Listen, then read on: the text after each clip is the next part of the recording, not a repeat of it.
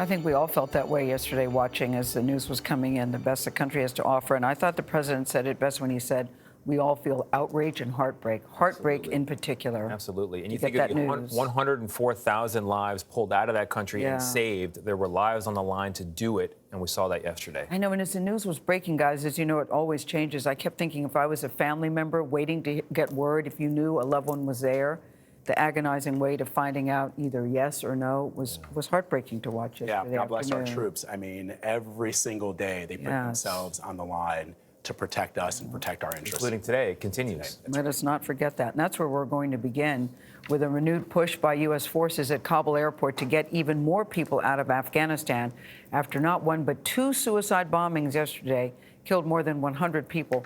13 of the dead, as you know by now, are American service members, including 10 Marines.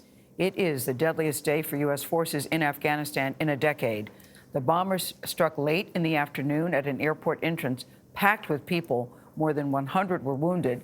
An affiliate of ISIS has claimed responsibility for the attacks. Charlie Daggett is watching the response. Afghanistan is bracing for more to come after yesterday's attacks. The country and the U.S. military, for that matter, remain on a state of high alert. But even while U.S. forces are dealing with their losses, they remain focused on the mission at hand to get as many people out as they can in the days ahead. With the clock ticking this morning, evacuations are still underway. Desperate people defying ISIS threats just to escape. But at Abbey Gate, the scene of one of yesterday's blasts, a lone Taliban fighter stands among the belongings left behind. Frantic people scattered in all directions after the explosion, amid rumors that more suicide bombers were on the loose. Images of the immediate aftermath, piles of bloodied bodies in the sewage drainage ditch, made clear that first bombing took a devastating toll. Overstretched and under-equipped medical staff struggled to save lives. Many terrified workers had fled when the Taliban took over Kabul.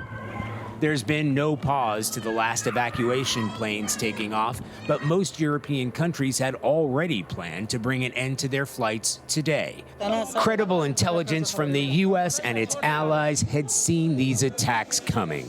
We always thought there would be a risk that escalates as we left in general terms, ISIS being probably the most ruthless, the most cowardly when it comes to its type of attacks, but also the one that doesn't really have any regard for life was obviously the prime suspect. ISIS claimed responsibility for the bombing, posting the image of an alleged suicide bomber. This morning, for some, the mass evacuation has now become a mass burial.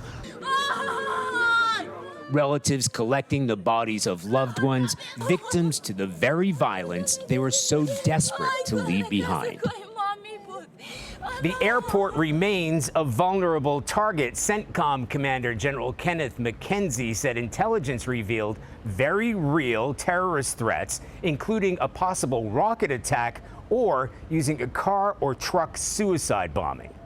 For CBS This Morning, Charlie Daggett, Doha.